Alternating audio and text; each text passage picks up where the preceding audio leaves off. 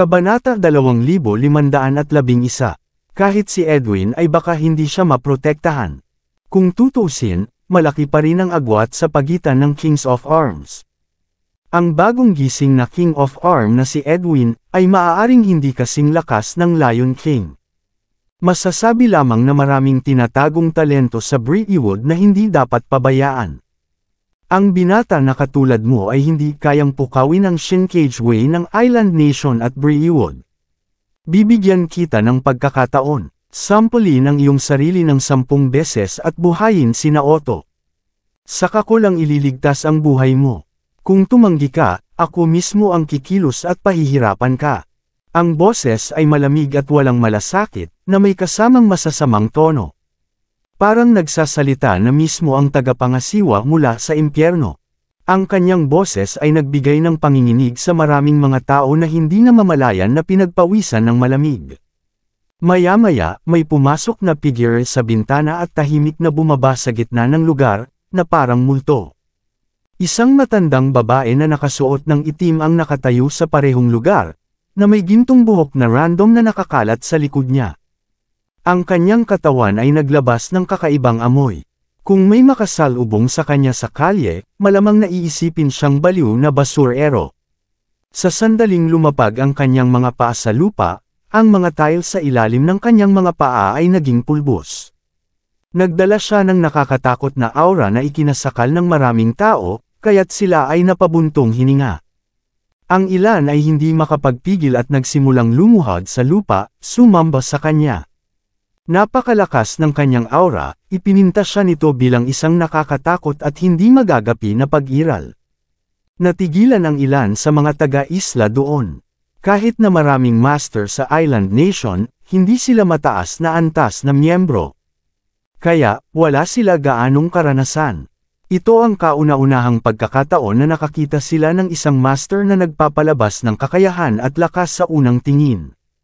Masasabi ng isa na sa aura nito, ang Lion King ay 10 beses na mas malakas kaysa kay Ryuichi Furuta, na responsable sa pagprotekte kay Naoto Takei. Matapos nilang malampasan ang kanilang pagkagulat, bukod sa pagkagulat, ang mga taga-isla ay mabilis na tumingin kay Harvey na may kontentong mga mukha at masamang tingin. Dahil sa isang mahusay na master na umuusbong, si Harvey ay walang pagpipilian kundi ang sumuko. Sinimulan nilang isipin si Harvey na lumuluhod, humihingi ng awa, at sinampal ang sarili sa mukha. Itinaas ng Lion King ang kanyang ulo, hinayaan ang mga manunood na makita ang kanyang matanda at kulubat na mukha. Ngumisi siya, pinakita ang mga kinakalawang na dilaw ng ngipin. Walang emosyon ang titig niya kay Harvey, at inulit niya ang nauna niyang utos, "I'll give you 10 seconds. Iligtas mo siya at lumuhod, pagkatapos ay sampulin mo ang iyong sarili." Binigyan siya ni Harvey ng isang ngiti na hindi umabot sa kanyang mga mata, at tinitigan siya ng sarkastiko, "I'll give you 10 seconds too. Lumuhod at yumuko. Hindi kita papatayin kung gagawin mo iyon. Bastos ka." Agad na nagdilim ang mukha ni Lion King sa mapangahas na panunukso ni Harvey. Kung tutusin, lagi siyang walang talo sa Hong Kong at Las Vegas. Ang mga salitang Lion King ay may bigat pa rin kahit na sa mga nangungunang pamilya. Maaaring sabihin ng isa na ang kanyang pangalan na Lion King ay mas kagalang-galang kaysa sa Briarwood. Gayunpaman, ang isang hangal na brat ay talagang may katapangan na insultuhan siya. Hindi na siya nag-abalang magsalita, kumilos siya. Sa kanyang mga yapak, ang kanyang katawan ay bumaril pasulong na parang kidlat na bumagsak patungo kay Harvey. Ikinumpas niya ang kanyang kamay para durugan ang lalamunan ni Harvey. Hindi napigilan ni Harvey at tinitigan lang siya ng masama. Nang malapit ng damapo ang kanyang kamay kay Harvey, ang nagyayelong hangin ay umatake mula sa gilid. Bigla nitong ikinagulat ng Lion King, na walang malay na lumingon. Agad niyang binago ang paggalaw sa ere at hinarang ng kanang kamay ang patayong laslas ng espada. Bang! Isang nakakabinging tunog, ang nanginginig sa hangin. Isang nakakatakot na alon ang sumabog, napakalakas ng impact kaya nabasag nito ang damit ng lahat at natangay ang buhok ng lahat. Marami ang nanunood, ang kilabot na gumagapang sa kanilang gulat na mga tingin. Galing kay Edwin ang hampas ng espada. Napatulala na naman sila. Ang pag-iisip ng isang spoiled na batang tagapagmana ay maaaring nakakatakot. Ito ay nakakalito. Tunay na ang maalamat na sword camp ay isang lugar kung saan ang lahat ay maituturing na weapon king. Gaano na ba katagal mula nang pumunta siya sa sword camp? Paano niya nahahasa ang gayong nakakatakot na kasanayan? Pagkatapos ay umatras ng 3 hakbang si Edwin, patungo sa gitna ng silid. Nakatayo siya sa harapan ni Harvey na parang guard na nagpo-protekta sa kanyang amo, malamig ang mukha at walang pakialam. Ikinaway ni Lion King ang kanyang kamay, at ang pag-scrape ng kanyang golden gauntlet ay gumawa ng hindi kasiya siyang tunog. Pinanliitan niya ng mata si Harvey at umungol, "Brat, mayroon ka bang King of Arms bilang bodyguard mo para makakilos ka ng mataas at makapangyarihan? Sa palagay mo ba ay nakagagawa ka ng isang maalam? Hintayin mong mapatay ko itong si Edwin Mendoza. Dudurugin ko isa-isa ang mga buto mo." Ipinagpalagay ni Lion King na mahina si Harvey at hindi gaanong mahalaga. Naisip niyang ang kaiabangan ni Harvey ay nagmula sa katotohanang pinoprotektahan siya ni Edwin. Kinuha ni Harvey ang tasa ng tsaa at mahinang sinabi, "We'll see." Ngumisi si Lion King, ngumisi. Gumalaw ulit siya at nakipagpalitan ulit ng suntok kay Edwin. Dapat aminin ni Edwin, talagang napakalakas ng master ng Brewwood. Kahit payat siya at parang baliw sa lansangan, ang bilis niyang makipaglaban ay walang kwenta. Hindi lang iyon, mabilis at tumpak ang kanyang mga pag-atake. Ang mga galaw ay matalim at nakamamatay, ang bawat isa ay naisakatuparan para sa maksimum na pinsala. Ilang beses na siyang inatake ni Edwin ngunit sa bawat pagkakataon, hinaharangan niya ito gamit ang kanyang mga kamay. Sa sobrang lakas niya, nagawa niya itong laslasan ng ilang beses at umagos ng dugo sa katawan. Kahit na walang pinsala ang kanyang vitals, bahagya pa rin siyang nabigla. Si Carol at ang kanyang mga subordinate ay nanunood na may nasisiyahang mga mukha, na nasisiyahan sa kung paano pinalo ni Lion King si Edwin. Hanggat natalo at napatay si Edwin, naniniwala silang magagawa nila ang lahat para kay Harvey. Gayunpaman, nanatiling kalmado si Edwin sa kabila ng lahat. Biglang pinutol ni Harvey ang maigting na labanan at walang pakialam na sinabi, "Sa sandaling kumilos ako, ito ay mananalo o mamatay. Bakit ko dapat pakialaman ang aking mga kahinaan at pagkukulang? Kung natatakot ako sa kamatayan, malamang na mamamatay ako." Dahil sa sinabi ni Harvey, nagbago ang ekspresyon ni Edwin. Isang pagsabog ng kumpiyansa ang bumalot sa loob niya at naglunsad siya ng isa pang hakbang. Sa sandaling ito, tuluyan na niyang itinapon ang kanyang depensa. Sa halip, lumabas siya ng todo at lubos na nakatuon sa kanyang pagkakasala. Ang kanyang mga sword slashes ay mas mabilis, mas mabangis, at mas tumpak. Klang, klang, klang. Si Lion King ay mukhang kalmado habang winuwagayway ang kanyang kamay upang kontrahin ang pag-atake ni Edwin. Nagkabanggaan ang dalawang panig, umalangaw sa pandinig ng lahat ang tunog ng impact. Agad na napa-atras ang lahat nang makita ang mga spark na lumilipad sa hangin, sa takot na maapektuhan ng pag-atake ng dalawa. Dinala pa ng mga tao ng Brewwood sina Otto at ang iba pang mga nasugatan na tao sa labas, para hindi sila madala sa labanan at ipagsapalaran ang kamatayan. Hinawakan ni Carol ang kanyang mukha at sabay na tumayo, sinenyasan ng mga Brewwood elite na buksan ang safety lock ng mga baril at itinutok ito kay Edwin. Gayunpaman, hindi sila naglakas loob na barilin dahil nandoon din si Lion King, natatakot na ang kanilang mga bala ay tumama sa kanya sa halip na si Edwin.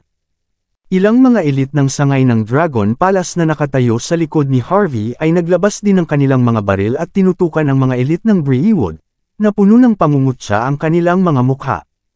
Sa totoo lang, malamang na matatalo sila kapag nagsimula silang magpaputok. Gayunpaman, wala silang ibang pagpipilian sa sandaling ito. Sa kanilang isipan, kinundena nila ang kawalang ingat ni Harvey. Naisip ba niya na ang Brewwood ay isang makatwirang lugar na sumusunod sa mga patakaran, tulad ng sangay ng Dragon Palace? Sinadya ba niyang supilan si Brewwood gamit lang ang kakaunting tao? Ano ang iniisip niya? Klang, klang, klang. Samantala, si Edwin at ang Lion King ay bumalik sa sunod-sunod na pag-atake. Ang kalmadong ekspresyon ng Lion King ay bahagyang nawala habang tumatagal ang labanan. Tahimik niyang inilabas ang punyal na nasa gilid niya. Sabay gamulong-gulong na ikinasara niya ang distansya nila ni Edwin. Kinusot-kusot ni Lion King ang malamig niyang mga mata habang inihahampas niya ang kanyang punyal, sinusubukang saksakin si Edwin. Parang random ang galaw, pero pinag-isipang mabuti ang mga pag-atake. Talagang pinupuntirya niya ang pinakamahina niyang punto. Ang punyal ay kumikinang na may mahinang asul na liwanag. Kung magkakaugnay ang pag-atake, tiyak na papatayin nito si Edwin. Napakabilis ng kanyang mga hakbang, dahil balak niyang patayin siya sa isang putok. Maaaring hindi makaiwas ang mga ordinaryong tao sa mga pag-atake nito, at sa halip ay matatakot sila sa kanilang talino. Malungkot ang mukha ni Edwin. Hinawakan niya ang kanyang espada gamit ang dalawang kamay at nilaslas pababa sa abot ng kanyang makakaya. Kung nangyari ito, sila ay mamamatay ng magkasama. Kung si Lion King ay nagpatuloy sa pag-atake, pagkatapos ay hiniwa niya ito sa dalawa sa sandaling ang nakamamatay na saksak nito ay tumama sa kanya. Ang gayong mapagpasyang swordsmanship ay nagpasindik sa kay Lion King, na ang pagpaslang na ekspresyon ay napalitan ng pagkagulat. Pagkatapos ay sinulyapan niya si Harvey na galit na galit. Hindi ganito ang ginawa ni Edwin kanina lang. Ang mga naunang salita ni Harvey ay tila nagpapahina kay Edwin.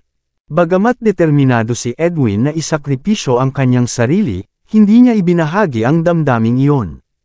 Siya ay isang mahusay na master sa Briarwood na nakatira sa karangyaan.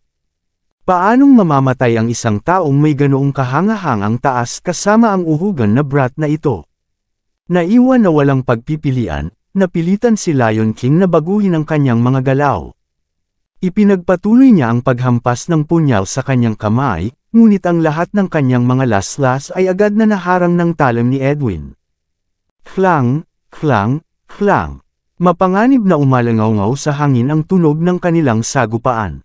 Nakulong silang dalawa sa isang pagkapatas, at maya-maya, sabay silang natamba. Arg! Paglapag ni Edwin, tumalsik siya ng isang subo ng dugo sa kanyang bibig. Namutla ang mukha niya. Para naman sa kay Lion King, pilit niyang nilamon ang isang subo ng dugo, humihingal sa kanyang paglapag. Kahit kailan ay hindi niya naisip na ang isang maliit na batang tulad ni Edwin na makakalaban niya hanggang sa puntong ito. Ito ay isang panalo na sitwasyon. Upang mahasa ang gayong kasanayan sa murang edad, siya ay tunay na pambihira. Gayunpaman, si Lion King ay walang awa din. Hindi niya hahayaang matalo siya ng isang brat na tulad ni Edwin. Pinunasan niya ang dugo sa gilid ng kanyang bibig at inutusan ang mga elite ng Briarwood, na sugatan siya, barilin niyo siya. Hindi dapat ikahiya ang Briarwood. Dapat niyang mabawi ang teritoryong ito, anuman ang gastos. Ang mga elite ng Briarwood ay nagmamadaling itinutok ang kanilang mga baril, malapit ng paulanan ng bala si Edwin. Isang hakbang pasulong si Harvey, diretsyong humarap sa harap ni Lion King bago kumilos ang sinuman sa kanila. Napakabilis niyang kumilos, at mas mabilis pa kaysa sa pinagsamang Edwin at ang Lion King. Sorry, pero hindi kita bibigyan ng pagkakataon. Sampal. Bago pa makapag-react si Lion King, sinampal siya ni Harvey. Sa sumunod na sandali, ang nagtatakang si Lion King ay itinapon sa hangin bago nauntog sa dingding na may napakasakit na kalabog. Dumausdas siya pababa sa dingding, at nakikita ng lahat na ang kanyang ulo ay naka 360 degrees, pinilit sa isang kakaibang anggulo. Habang siya ay namatay, ang pagkabigla at kawalang paniwala ang bumalot sa kanyang maputlang mukha. Tumulo ang itim na dugo sa gilid ng labi niya. Napatay na ba ni Harvey ang makapangyarihang si Lion King sa isang sampal lang? Napuno ng katahimikan ang buong lugar. Sobrang tahimik, kahit ang mahinang paghinga ay naririnig. Nataranta ang lahat, at nabigla. Hindi sila makapaniwala sa kanilang mga mata. Parang totoo ang lahat ng nangyari. Wala sa kanila ang nag-akala na ang makapangyarihang si Lion King ay sasalubungin ng kanyang wakas sa mga kamay ni Harvey, at sa isang sampal lamang. Hindi siya ordinaryong tao, siya ang dakilang master ng Brightwood, at isa sa mga master na malakas. Malakas na presensya sa Hong Kong at Las Vegas. Gayunpaman, ang isang taong kasing husay niya ay nakatagpo ng isang katawa-tawa na wakas. Ang kanyang kamatayan ay nakakahiya at kahiya-hiya. Ang sampal ni Harvey ay hindi lamang pumatay sa kay Lion King, ngunit natapakan ang reputasyon ng Brightwood. Ang mga armadong elite ng Brightwood ay nabalisa at hindi na naghiganti. Sa halip, biglang nanlamig ang mga daliri nila sa kanilang mga baril. Nanlamig ang kanilang mga gulugod, at ang kanilang mga katawan ay nanigas sa takot. Ang kanilang takot ay ganoon na hindi man lang sila naglakas loob na kumurap. Patayin siya, barilin niyo siya at ipaghiganti si Lion King. Maya-maya, natauhan si Carol. Gayunpaman, ang pagkabigla kay Lion King ay lubhang nakaapekto sa kanya at siya ay nawalan ng malay. Hindi niya pinansin ang anuman, sumigaw siya ng kanyang mga utos. Alam niya na ang eksena ngayong gabi ay ganap na sumira sa kanyang buhay. Patay na sina Ryuichi Furuta at Lion King.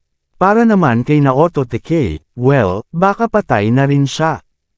Ang pagkawalang ito ay magiging mabigat sa kanya. Kailangan niyang magbayad ng mabigat na halaga. Kung hindi mamatay si Harvey, dapat siyang mamatay sa lugar niya. Sa kasamaang palad, ang utos niya ay walang silbi. Ang mga elite ng Brightwood ay nanginginig, hindi nang ahas na kunin ang pagkakataong itutok ang kanilang mga baril kay Harvey. Nakagulat sa kanila ang sampal ni Harvey. Maging ang mga elite ng sangay ng Dragon Palace ay nagulat. Hindi nila akalain na ang kakayahan ni Harvey ay magiging ganito katakot sa lawak na ito. Ngayon, naunawaan na nila kung paano nagawang kunin ni Harvey ang sangay ng Dragon Palace at pilitin si Mrs. York palabas. Ipinapaliwanag ng pag-atake ang lahat. Nang makita ni Carol na nanginginig ang mga elite ng Brightwood, ang kawalan ng pag-asa ay tumama sa kanya tulad ng isang dambuhalang alon. Galit na galit, tinalikuran niya ang lahat ng palusot at kinuha ang kanyang mixing baril, at itinutok ito kay Harvey. Nang walang babala, hinayla niya ang gatilyo. Papatayin kita. Dapat kitang patayin. Bang, bang, bang. Kasunod ng malabansi na tili nito ay isang nakakabasag na putok ng baril. Gayunpaman, ang lahat ng mga bala ay nahulog sa lupa. Nananatiling hindi nasaktan si Harvey, na parang walang nagawa si Carol. Naglakad siya ng walang pakialam at itinaas ang baba ni Carol gamit ang kanang kamay, at malamig na ngumiti. Tingnan mo, kahit may baril ka, you dare not shoot me. Natatakot ka, at alam na alam mo yun. Kung hindi mo ako babarilan, mabubuhay ka pa. Kung babarilan mo ako, mamamatay ka. Dahil natatakot ka sa akin, bakit hindi mo na lang aminin? Itigil ang pagpapanggap. Ang ngiti ni Harvey ay banayad, ngunit ang kanyang mga salita ay walang iba. Bawat salitang sinabi niya ay nakapagpanginig sa katawan ni Carol sa takot. Hindi siya pinatay ni Harvey, ngunit pinahirapan niya siya. Ang sakit ay higit na higit kumpara sa isang simple at mabilis na kamatayan. Sampal. Sinampal siya ni Harvey, agad siyang inihagis sa lupa. Sinabi niya nang walang pag-aalinlangan, bumalik ka at sabihin ito kay Don Brightwood. Kung e-provoke niya ulit ako, mamamatay sila ni Brightwood sa kamay ko. Nahulog ang mga mata ni Harvey kay Vince, na tahimik na nanunood ng lahat. Nagbigay siya ng huling ngiti na hindi umabot sa kanyang mga mata at mahinang nagsabi, "Ikaw ay dapat si Vince York, Young Master York mula sa York sa Hong Kong at Las Vegas." Totoo ba? Nabalitaan ko na ikaw ang numero 1 sa mga nakababatang henerasyon sa dalawang lungsod. Hindi lamang ikaw ay nagtataglay ng mga pambihirang kakayahan, ngunit kinakatawan mo rin ang pagiging patas at makatarungan sa parehong mga lungsod. Pagkatapos mong panoorin ang dulang ito ng napakatagal, naisip mo na bang iulat ito sa mga awtoridad? Bastos! Ang lakas ng loob mong magsalita ng napakasanggit kay Young Master York. Gusto mo na bang mamatay? Ilang lalaki at babae na nakasuot ng Chinese na damit sa likod ni Vince ang tumingin sa kanya. Siyempre, nakakatakot ang mga kakayahan ni Harvey. Nagawa pa niyang patayin ang Lion King sa isang sampal lang. Ngunit para sa malalaking larawan ng mga nangungunang bilog ng Hong Kong at Las Vegas, hindi mahalaga kung gaano kahusay si Harvey. Sa huli, isa lang siyang walang awa na thug. Sa harap ng kanilang marangal na background at impluensya, siya ay hindi mas mahusay kaysa sa basura. Kahit gaano pa kagaling si Harvey, kaya ba niyang panindigan ang galit ng gobyerno? Hindi ito isang panahon kung saan maaaring gumala ang isang tao gamit lamang ang isang espada. Ang mga kasanayan sa pakikipaglaban ay talagang napakabihira sa panahong ito, ngunit gayon paman, hindi sila espesyal. Hinaway ni Vince ang kanyang kamay para pigilan ang mga tao na magalit. Sinamaan niya ng tingin si Harvey at sinabing, "Gusto mo bang isama kita?" Ngumiti siya. "Ano ang sinasabi mo, young Master York? Anong ibig mong sabihin, na isama kita?" Tapos, ang malinis na kamay ay hindi gustong hugasan. "Kinakatawan mo ang hustisya sa dalawang lungsod, ang Hong Kong at Las Vegas. Ikaw din ang papalit bilang Chief Instructor ng Top 9 Troops. Sino kayang magpapabagsak sa'yo?" Maraming salamat sa lahat ng sumusubaybay. Please subscribe and follow my YouTube and Facebook channel, Pilipino Novel. Maraming salamat po. Kabanata 2515. Napuno ng interes ang mukha ni Harvey habang binanggit niya ang Chief Instructor of the Top 9 Squads. Gusto niyang makita kung maglalakas loob si Vince na gamitin ang titulong ito para umakto ng bongga. Tumingin ng malalim si Vince kay Harvey. Sa wakas, walang pakialam siyang sumagot, "It's all just a rumor." Talaga, mukhang walang pakialam si Harvey. Ngayon, kitang-kita na niya ito. Maaaring hindi e-claim ni Vince na siya ang magiging Chief Instructor ng Top 9 Squads, pero hindi niya ito itinatanggi.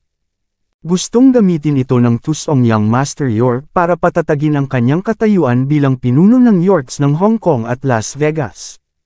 Pagkatapos ng lahat, malapit na siyang tumaas sa posisyon at maging bagong pinuno ng mga York. Para sa isang manipulative na ahas na tulad niya, hindi ba niya gagamitin ang titulong iyon para manlinlang ng iba?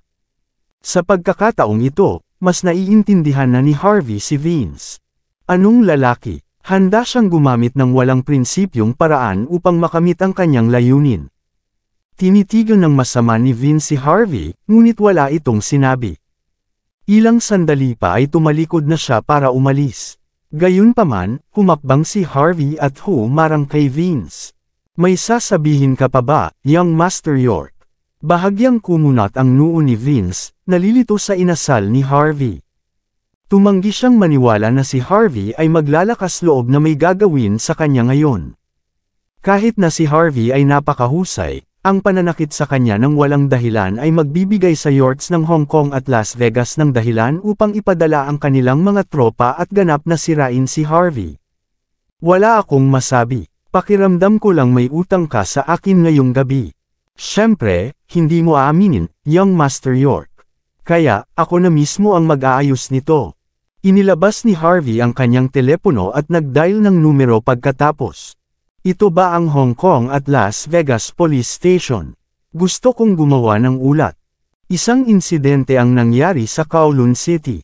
Palagay ko nakapatay ako ng tao. Hello, ito ba ang Hong Kong Straits Times? May importante akong balita. Dapat interesado kayo." Ang pamagat ay, Vince York, ang pinuno ng Yorks, ang insesyon ng Braywood Gang, at ang mga disipulo ng Shinkages Way ng Island Nation.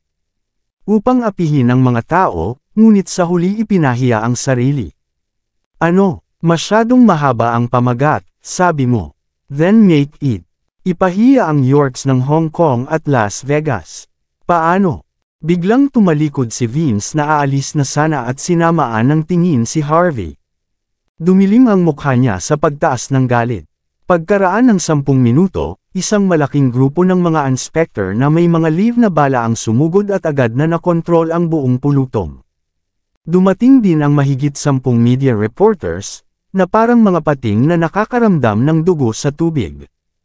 Ang Yorks ng Hong Kong at Las Vegas, Braywood, Shinkage Way at iba pa ay kasangkot sa malaking balita noong gabing iyon. Anumang label na sinasabi ni Harvey ay sapat na para maging mga headline. Hindi sa banggitin, mayroong maraming mga elemento na kasangkot.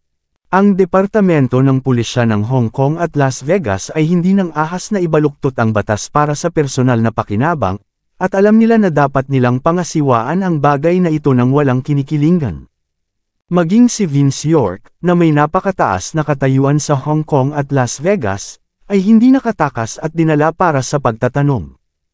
Ang mga inspector ng Hong Kong at Las Vegas police stations ay hindi nang ahas na itago ang masamang hangarin. Sinisiguro ng lahat na ang lahat ay ginagawa ng walang kinikilingan sa ilalim ng pagsisiyasat ng media. Halos 100 tao ang naruroon ay ipinadala sa Kowloon City Police Station. Lahat sila ay sumailalim sa mahigpit na interogasyon at humarap sa masusing mga katanungan. Maging ang mga sugatan ay hindi nakaligtas. Dinala din si Harvey sa Kowloon City Police Station, ngunit nanatili siyang kalmado sa buong oras. Sinadya niyang hatakin ng mabilis si Vince. Pati na rin sa pagnanais na makita kung gaano kalakas ang Yorks ng Hong Kong at Las Vegas. Nais din niyang makita kung ang dalawang lungsod na ito ay sumusunod sa batas. Kinaumagahan, pumasok si Jonas sa interrogation room na may dalang masarap na Hong Kong-style morning tea. Naghanda siya ng inumin para kay Harvey bago tumawa ng mahina, "Young Master York, nabuksan ng tawag mo kagabi ang Pandora's Box." Galit na galit daw si Lola York mula sa Yorks ng Hong Kong at Las Vegas. Tinawagan niya ang unang in-command ng Hong Kong government, si Toby Clark, at hiniling na malaman kung bakit si Vince ay hinahawakan. Si Harvey ay kumain ng dumpling noodles, at pagkatapos ay nagtanong ng walang pakialam, nagtagumpay ba ang maalamat na gobernador? Paano niya magagawa iyon kung nanunood ang media? Ayaw na ba niyang mauna sa utos? Ngumisi si Yona, tuwang-tuwa. Tumugon siya kay Lola York na ginagawa lang niya ang kanyang trabaho, at ito ay upang pangasiwaan ang bagay na ito ng walang kinikilingan. Napalibutan ng mga tao ng Breewood ang Kowloon City Police Station buong gabi kagabi. Hinihiling nila sa pulisya na palayain ang kanilang mga tao at nais din na personal na makitungo sa iyo, ang may kasalanan. Sa kasamaang palad, hindi sila sinusuportahan ng ebidensya. Nadroga ang batang babaeng Hamilton. Ang mga tao ng Breewood ay tumutulong sa Island Country. Ang Shinkage Way na mga tao mula sa Island Country ay orihinal na pinalayas, ngunit nagdudulot pa rin ito ng kaguluhan. At si Vince York ang tila may pakana sa likod ng lahat ng ito. Sa madaling salita, lahat ng mga bagay na ito ay natuklasan ng ilang media. Ngayon, may mga chismis na lumalago sa buong Hong Kong. Sa tingin ko gusto ka ng Hong Kong at Las Vegas Police Station na patayin ngayon. Sa kasamaang palad, natatakot sila na ang paggawa nito ay magpapasikat sa kanila. Patuloy ni Yona, habang nakangiti. Kitang-kita ang saya niya. Ang kanyang ama ang unang tao sa Las Vegas. So, alam na alam niya kung gaano kakomplikado ang problemang ito. Habang ang dalawang tawag na ginawa ni Harvey ay tila wala kung saan, nagawa nilang ilagay ang unang tao sa Hong Kong sa isang napakahirap na sitwasyon. Kung hindi niya ito mahawakan ng maayos, mapupukaw niya ang galit ng maraming tao at maaani ang puot ng media at ng publiko. Sa madaling salita, ang layunin ni Harvey sa paggawa ng hakbang na ito ay pilitin ang unang tao sa Hong Kong na harapin ito ng walang kinikilingan.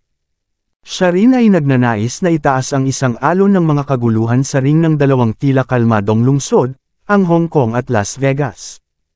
Ibinaba ni Harvey ang chopsticks at kumuha ng tissue para panasan ang gilid ng bibig niya. Naniniwala ako na susubukan ng unang utos ng Hong Kong ang lahat para mabigyan ako ng hustisya.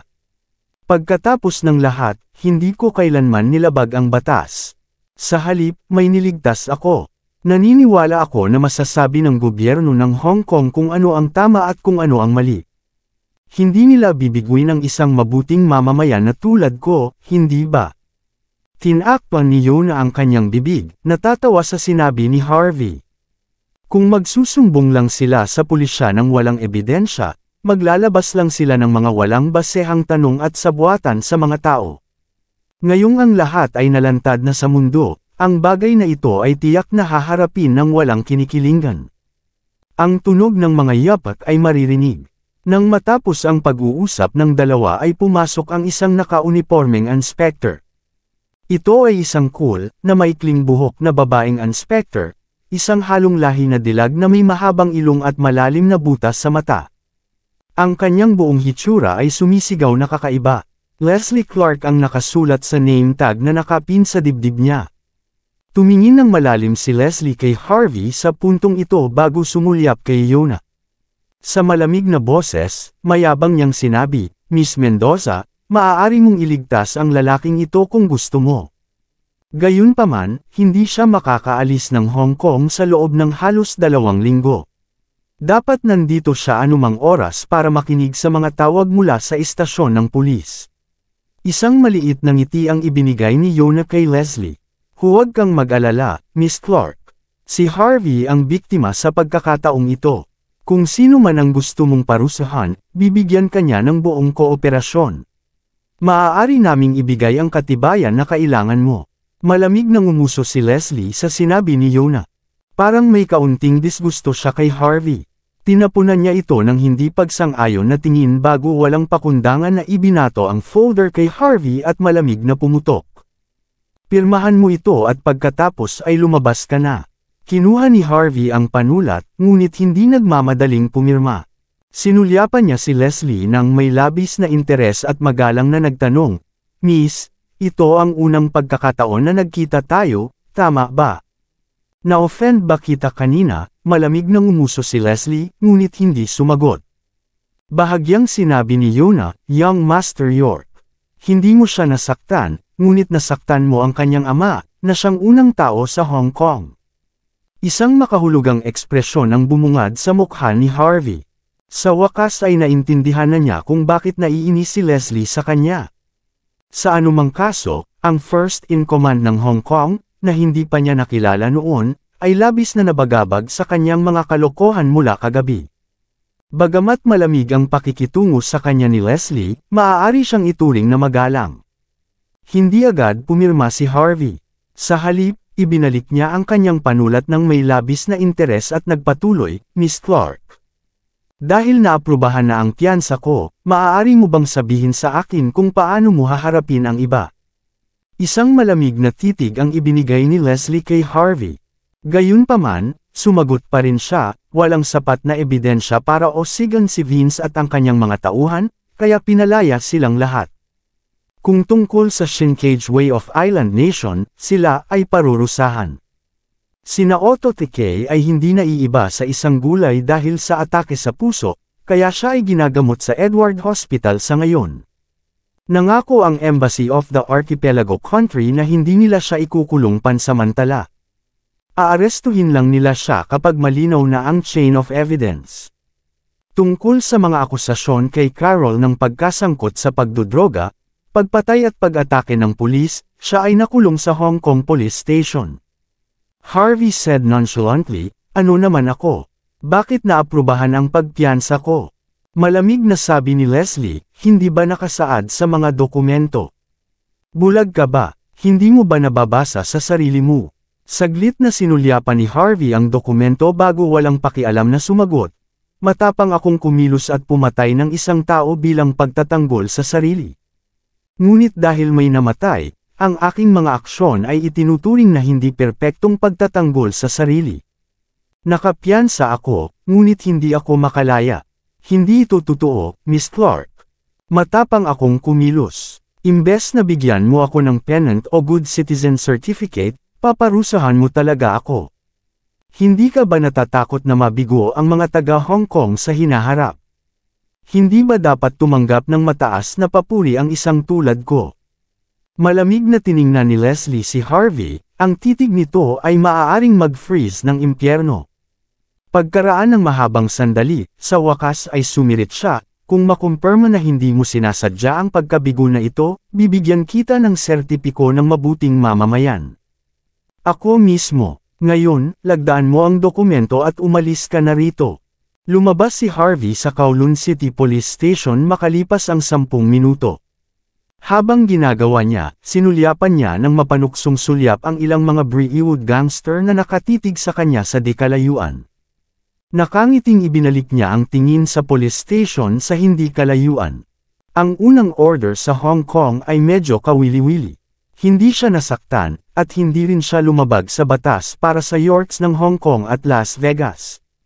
Makatwiran, natawa naman si Yona. Tama, ngunit dahil pinangasiwaan niya ang kasong ito ng walang kinikilingan, nasaktan niya ang mga York sa Hong Kong at Las Vegas, ang Shinkage Way ng Island Nation, at Brewood. Hindi sa banggitin, kung maaari pa rin niyang masecure ang unang command position sa hinaharap o vice versa, makakatagpo siya ng maraming problema. Ngumiti siya, ang Hong Kong ay hindi tulad ng Las Vegas. Ito ay napaka-nakakalito. Ano ang pangalan ng unang tao sa Hong Kong muli? Sabi ni Yona, Toby Clark. Dahil si Toby ang unang commander sa Hong Kong, kung gayon ito ay nagpapakita na siya ay medyo malakas. Kailangan ng isa na nasa ganitong posisyon. Ang Yorks ng Hong Kong at Las Vegas ay hindi maglalakas loob na hawakan ito ng madali. Noong una ay gusto ni Harvey na tapikin ang balikat ni Yona, pero bigla niyang binawi ang kamay nang maalala ang awkwardness nila kanina. Pagkatapos mag-isip tungkol dito, mahina niyang sinabi, maghanap ng pagkakataon para makilala ko ng personal si Toby Clark. Gusto rin niya akong makilala sigurado. Pumalakpak si Harvey pagkatapos magsalita at aalis na sana.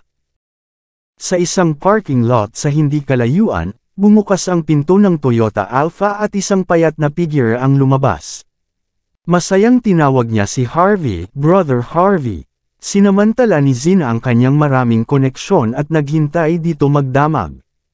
Itinapon niya ang sarili kay Harvey sa sandaling iyon, walang pakialam kung ang kanyang mga aksyon ay makakapukaw ng tsismis.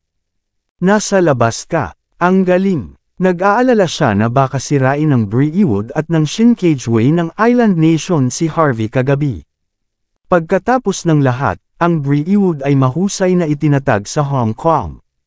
Maraming pangunahing tauhan ng gobyerno ng Hong Kong, gayon din ang pulisya, ay malapit na nauugnay sa Brewood.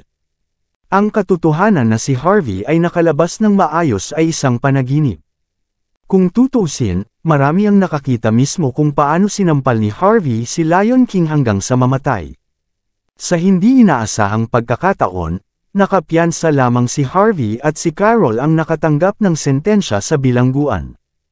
Marahang hinayla ni Harvey ang maliit na batang babae na nakakapit sa kanya, bahagyang ngumiti. Ako ay isang mabuting mamamayan. Matapang akong kumilos.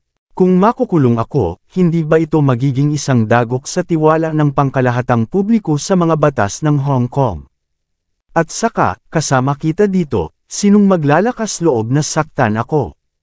Kuya Harvey, pakiusap huwag mong sabihin iyan. Mukhang nahihiya si Zina sa sarili. Masama ang pakikitungo ko sa iyo noon, ngunit iniligtas mo pa rin ako. Huwag kang mag-alala. Sasabihin ko sa tatay ko ang lahat pagbalik ko. Kahit anong mangyari, susuportahan kita. Kung tumanggi siyang makinig, puputulan ko ang relasyon sa kanya. Nagulat si Harvey sa sinabi niya. Kung marinig ito ni Judy King, tiyak na susunduin niya si Harvey. Gayunpaman, ito ay maaari ding maging isang pagpapala in disguise.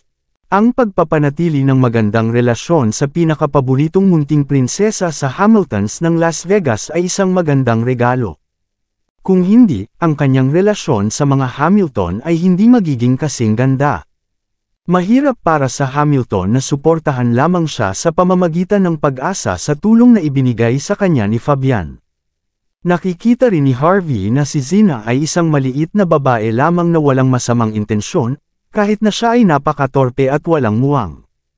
Ang dati niyang pagkamuhi sa kanya ay nagmula sa katotohanan na siya ay minamanipula ng masamang partido.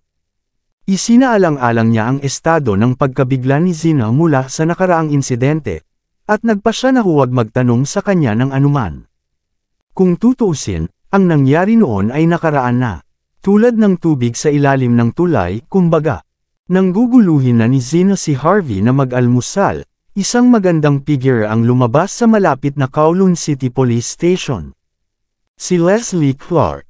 Pinanliitan niya ng mata si Harvey, saka tumingin kay Zina, na nakikipagbiruan kay Harvey.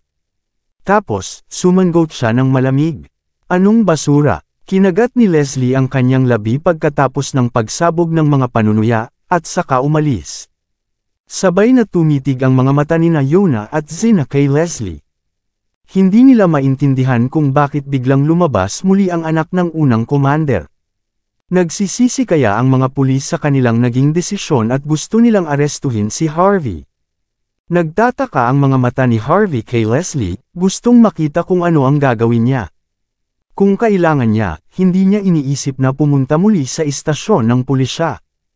Kung tutusin, tiyak na hindi siya ang dumaranas ng matinding pananakit ng ulo sa buong sitwasyong ito. Isang matalim at malalim na tingin ang ibinigay ni Leslie kay Harvey. Pagkatapos, sinabi niya sa mahinang boses, "Young Master York, maaari ba akong makipag-usap ng pribado sa iyo?" Ngumiti siya, "Lahat sila ay aking mga tao. Kung may sasabihin ka, pwede mong sabihin sa aming lahat." Pagkatapos ng ilang sandali ng katahimikan, nakuha ni Leslie ang isang pangungusap. "Gusto kang makilala ng tatay ko. Gusto ka niyang isama sa almusal." Bahagyang natigilan si Harvey sa sinabi niya. Hindi niya akalain na si Toby Clark ang magkukusa na makipagkita sa kanya.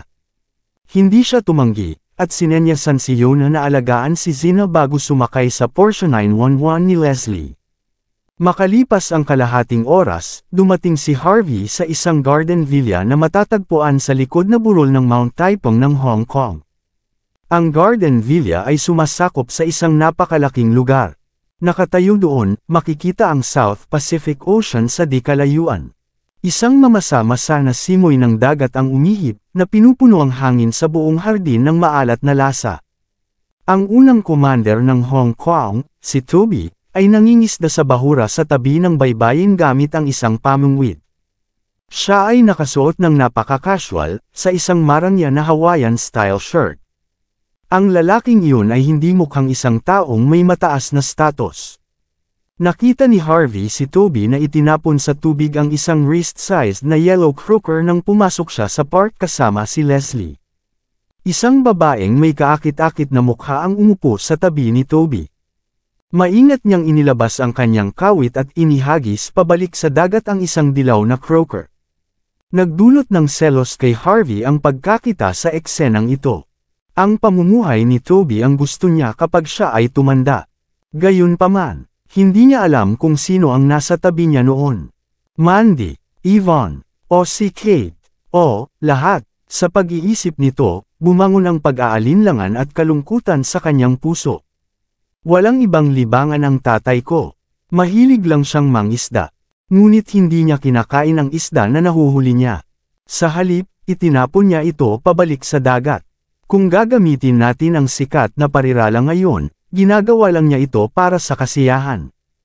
Tila medyo hindi nasisiyahan si Leslie sa kanyang masikip na damit, at nanatiling walang malasakit sa tabi ni Harvey na may hindi pagsang-ayon na hitsura. Inispoil siya ng nanay ko. Mahilig siyang mangisda, kaya sinasamahan niya siya. Mas gugustuhin niyang maging isang mangingisda kaysa isang marangal na babae. Ngumiti si Harvey at walang sinabi. Sa halip, pinag-aralan niya ang babae sa tabi ni Toby. Tila ang kagandahan ni Lady Clark na hindi nakikita ng kanyang edad ay ang asawa ni Toby.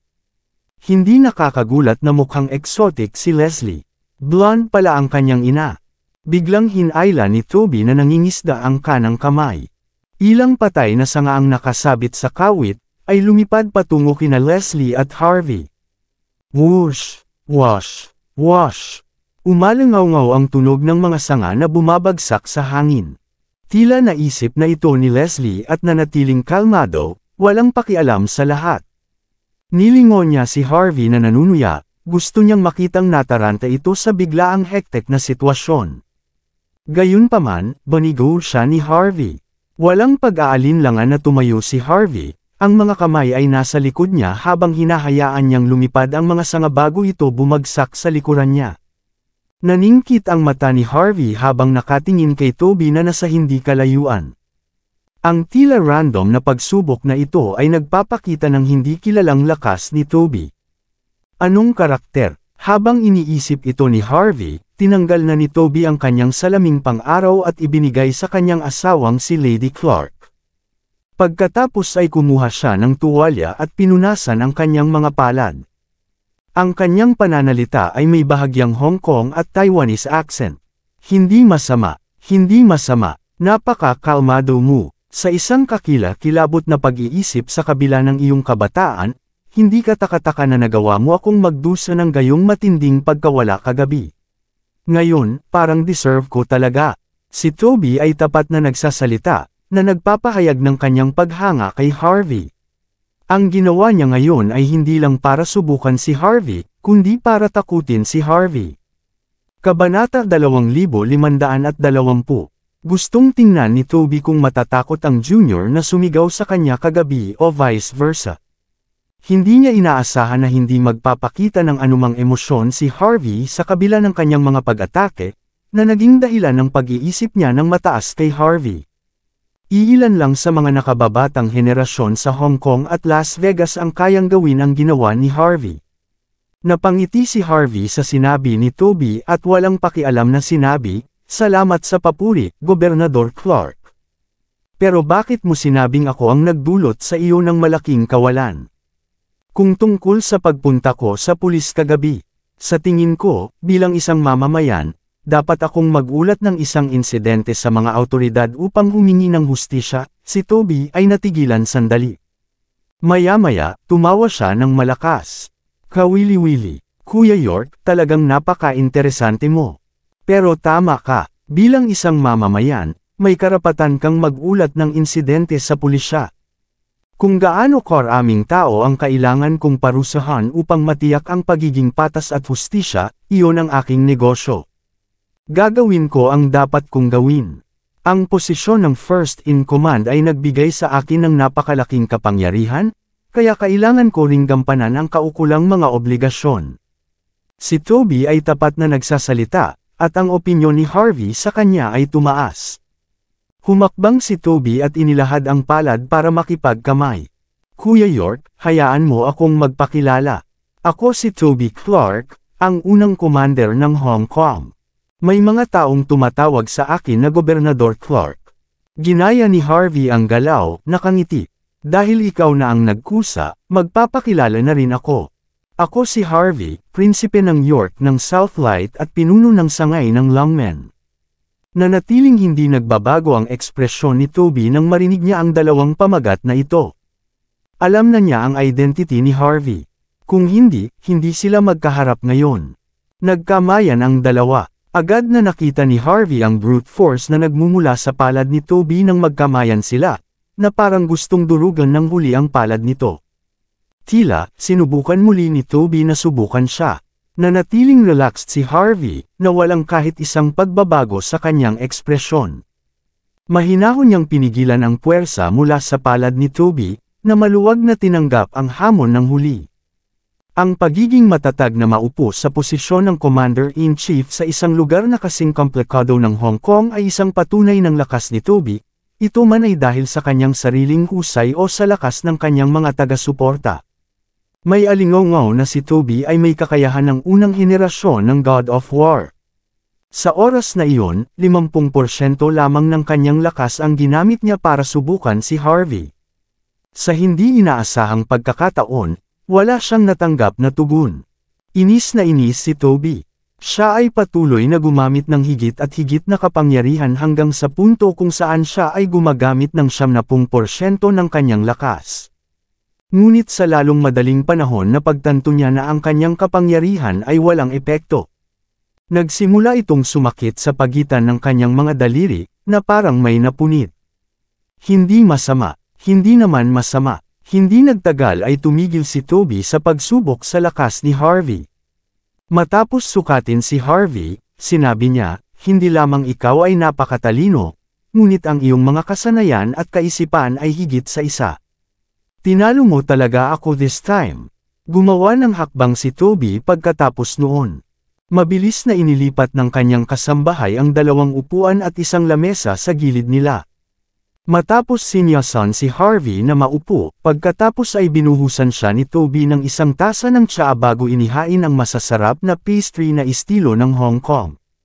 Medyo natarante si Leslie. Hindi niya akalain na ganito ang pakikitungo ng kanyang ama kay Harvey. Ang breakfast meeting na ito ay dapat na maging isang bitag para kay Harvey, ngunit bigla itong naging isang pinakahihintay na pagtitipon. Sumimsam si Toby ng kanyang lumang itim na tsaa habang sinulyapan si Leslie, na may kakaibang ekspresyon sa kanyang mukha. Hindi ka ba nalilito, Leslie? Hindi ko lang sinampal si Sir York hanggang sa mamatay, kundi pinakiusapan ko rin siyang kumain dito, natatawang sabi ni Toby. Kumunot ang noo ni Leslie bago tumango. Napangiti si Toby. I was already planning to invite him here. Nais kong subukan siya at makita kung karapat-dapat siya sa aking atensyon. Kahit nahusgahan ko siya na hindi karapat-dapat sa atensyon ko at maswerte siya kagabi na nakuha niya ang atensyon ko of that fit, I would still invite him here. Gayunpaman, sa oras na iyon, ito ay isang normal na pagkain lamang.